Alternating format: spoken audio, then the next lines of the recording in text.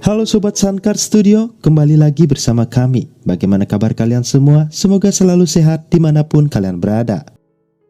Pada section kali ini kita akan mencoba membawakan sebuah kisah nyata yang sangat inspiratif dan memotivasi bagi kalian yang bermimpi untuk menjadi sesuatu di dalam hidup ini.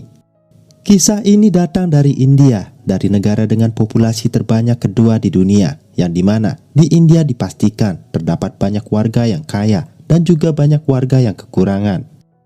Dan sebelum lanjut ke kisah nyata yang akan kami bawakan, kami ingatkan kepada sobat semua yang menemukan video ini untuk mendukung channel ini dengan like dan subscribe demi membantu perkembangan channel kami.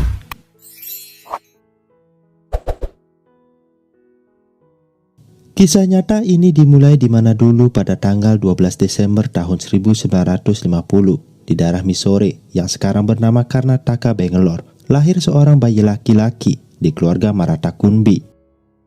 Bayi laki-laki itu diberi nama Shivaji Rao Gaikwad, yang dimana Shivaji diambil dari nama Raja Maratha Shivaji, dan berharap Shivaji kelak akan menjadi orang yang sukses. Ibu Shivaji merupakan ibu rumah tangga biasa yang sehari-hari mengurus anaknya, sedangkan ayah Shivaji merupakan seorang polisi biasa. Kehidupan keluarga Shivaji sangatlah sederhana. Shivaji merupakan anak bungsu dari 4 bersaudara.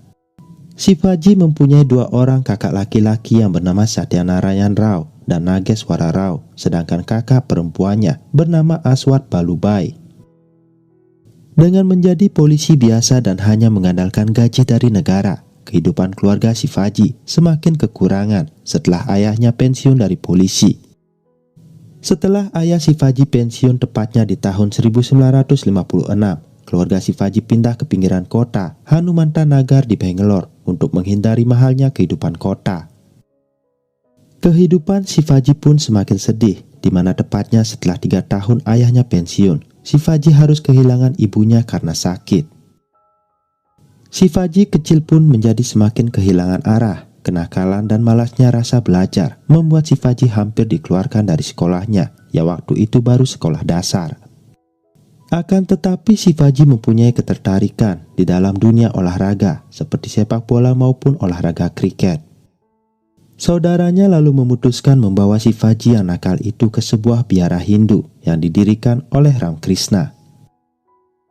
Di sana Shivaji diajarkan tentang ilmu Weda, tradisi dan sejarah yang akhirnya menanamkan rasa spiritual di dalam dirinya. Selain rasa spiritual, Shivaji juga ditanamkan kecintaannya akan drama, sehingga dirinya pernah berperan sebagai teman Ekalawiya dari epos Hindu Mahabharata, dan penampilannya itu sempat disanjung oleh penyair ternama Dr. Bendre. Setelah kelas 6, Shivaji kemudian mendaftar di Sekolah Umum Acharya Pathasala dan belajar di sana sampai menyelesaikan kursus pra-universitasnya. Selama sekolahnya itu di Acharya Pathasala, Shivaji semakin memantapkan skill dramanya dan menghabiskan banyak waktu berakting di dalam drama. Namun semua memang tidak selalu berjalan sesuai yang diimpikan. Shivaji yang sudah tamat kursus pra-universitasnya ternyata kesulitan mendapatkan pekerjaan.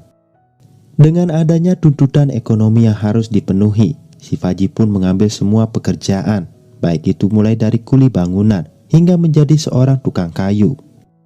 Dan setelah berkutit di dunia pertukangan, Shivaji pun kembali berpikir kalau dirinya harus melakukan sebuah perubahan di dalam hidupnya.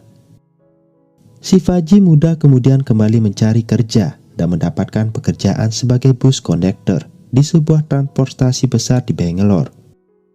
Dengan menjadi seorang kondektor bus, Shivaji lebih banyak mempunyai waktu luang, dan Shivaji kembali menyalurkan hobinya dan impiannya dengan bermain drama di teater kecil di Topi Munipa. Pada sebuah kesempatan, Shivaji melihat ada sebuah pengiklanan dari Madras Film Institute yang membuat Shivaji tertarik untuk mengikutinya. Namun untuk mendaftar di institut tersebut, Shivaji memerlukan uang yang cukup banyak, yang dimana Shivaji tidak memilikinya. Shivaji kemudian menghubungi kakaknya satu persatu untuk meminta bantuan, namun sayang tidak satu pun dari mereka yang mengulurkan tangannya. Bahkan semua kakaknya meminta Shivaji untuk serius bekerja di perusahaan busnya. demi mengejar karir dan berhenti bermimpi untuk menjadi seorang bintang film. Rasa kecewa dan sedih pun sempat menggelora di dalam hatinya Shivaji, tetapi teman dan rekan kerjanya yang bernama Raj Bahadur memotivasi Shivaji untuk tidak menyerah. Raj Bahadur bahkan pada akhirnya membantu Shivaji secara finansial untuk bergabung ke institut tersebut, yang tentu membuat Shivaji menjadi sangat berterima kasih kepada sahabatnya itu. Akan tetapi tidak berhenti sampai di situ. Tampang yang kurang begitu tampan membuat Shivaji dipandang sebelah mata. Tapi Shivaji menyadari kelemahannya itu. Shivaji pun terus-menerus mengasah skill aktingnya untuk menutupi kekurangannya itu. Hingga pada suatu kesempatan seorang sutradara film Tamil yang bernama K. Balachander mulai memperhatikan bakat yang Shivaji miliki. Sutradara itu bahkan mendatangi Shivaji dan menyatakan ketertarikannya akan bakat yang dimiliki oleh Shivaji itu. Shivaji kemudian diminta untuk mengganti namanya menjadi Rajnikant karena pada saat itu ada seorang aktor yang sudah terkenal memiliki nama yang sama, yakni Shivaji Ganesan. Selain mengganti namanya, sutradara Balachander juga menyarankan Rajnikant untuk mempelajari bahasa Tamil yang tentu menjadi tahap sulit selanjutnya di dalam kehidupannya karena dirinya tidak pernah mengerti bahasa itu. Pada tahun 1975, tepatnya ketika Rajnikant berumur 25 tahun, sutradara Balachander memberikan film yang berjudul Apurva Ragangal sebagai debut film pertamanya. Dan walaupun sebagai peran kecil, tetapi penampilan Rajnikant berhasil mendapatkan pujian dari banyak penggemar maupun kritikus film. Namun sayang dengan tampang yang dia miliki, Rajnikant selalu berkutik dengan peran antagonis, tetapi Rajnikant tidak pernah mengeluh ataupun berkecil hati. Hingga pada akhirnya pada tahun 1977, Rajnikant akhirnya mendapatkan peran utamanya di dalam film Telugu yang berjudul Chilakama Chepindi, dan Rajnikant berhasil memuaskan penontonnya. Semenjak saat itu Rajnikant pun dikenal sebagai aktor papan atas India. Walaupun pernah beberapa kali mengalami kegagalan di dalam filmnya, namun Rajnikant selalu berhasil kembali dengan performa yang luar biasa. Rajnikant menikah dengan Lata pada tanggal 26 Februari tahun 1981, dan dari hasil pernikahannya itu, Rajnikant mempunyai 2 orang putri, yakni Aishwarya dan Saundarya. Rajnikant dengan nama besarnya dikenal sebagai bintang yang rendah diri. Walaupun sudah menjadi orang yang sukses, Rajnikant tidak pernah melupakan orang yang berjasa besar di dalam perjalanan hidupnya. Bahkan Rajnikant tidak pernah membenci keluarganya, walaupun tidak satu pun keluarganya mendukung dirinya berkarir di dunia perfilman. Rajnikant juga dikenal sebagai aktor yang tidak terlalu memperdulikan storyline film yang ditawarkan untuknya. Seperti halnya film Robot, yang dimana banyak bintang termasuk Shah Rukh Khan menolaknya. Namun Rajnikant langsung menerima tanpa membaca alur ceritanya terlebih dulu. Selain sebagai aktor, Rajnikant juga dikenal dekat dengan seluruh lapisan masyarakat tanpa memandang statusnya. Bahkan Rajnikant tidak jarang menjadi pemimpin di dalam suatu gerakan untuk menyuarakan hak warga yang kurang mampu.